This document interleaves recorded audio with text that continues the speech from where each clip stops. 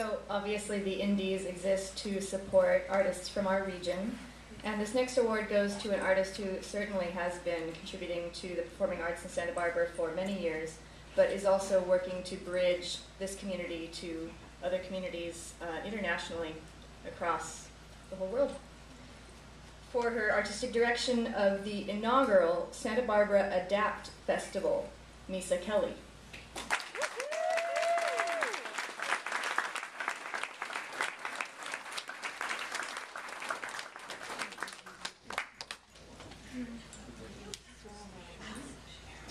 Well, behind the reception desk where I have a bread and butter gig when the phone was silent, I timed what I wanted to say at a minute and a half.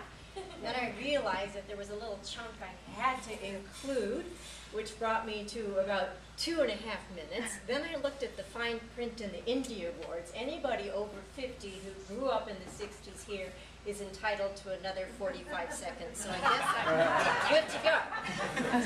The ADaPT Fest became what we called the Kindly Beast, with over 100 artists from 5 different countries and 23 different cities engaging in 18 happenings at 8 different locations over the course of 2.5 weeks.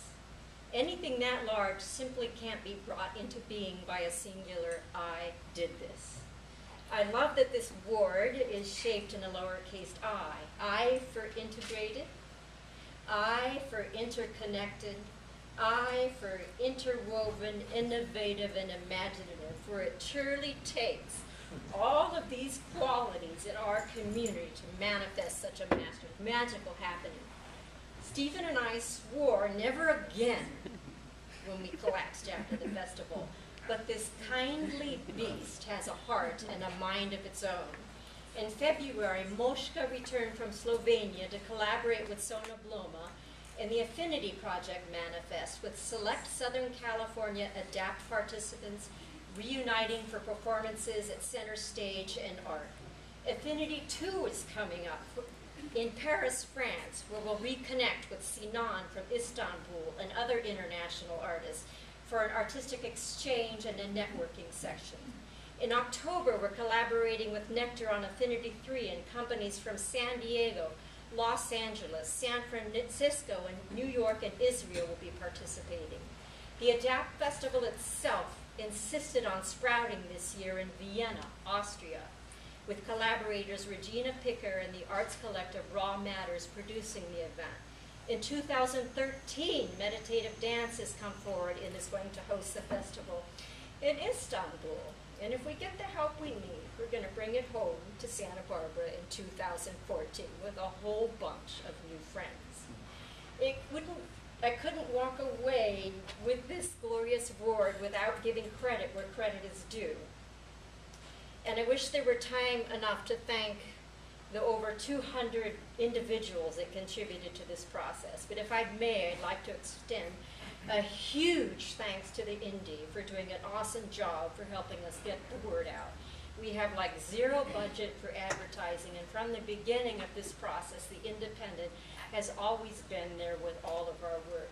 I'd like to thank our nonprofit, the Future Tradition Foundation, our generous sponsors, the Rudy Schulte Family Foundation and Terry and Mary Kennedy, and the governments that believed in our vision so much so that they provided funding for international artists, enabling them to travel to the U.S. to participate. The general consulates of Austria, Israel, Turkey, and the Turkish Ministry of Culture and Tourism. And I just so hope that our government has the same faith in us the next time around. Huge thanks to the interconnected communities of Sona Bloma Dance Theater, Fishbone.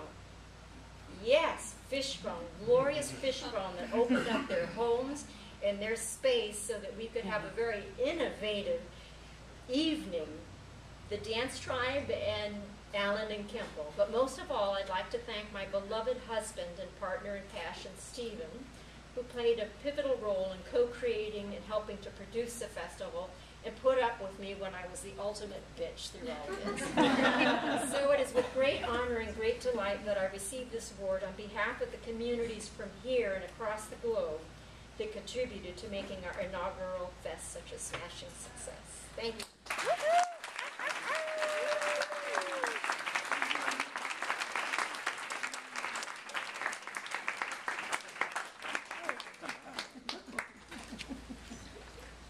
perfect timing, Ken. I was just going to say it wouldn't mean much if we weren't doing something for the next generation here. And this final recipient from me is somebody who is doing just that. For his musical direction of Rubicon Theater Company's Joseph and the Amazing Technicolor Dreamcoat, John Douglas.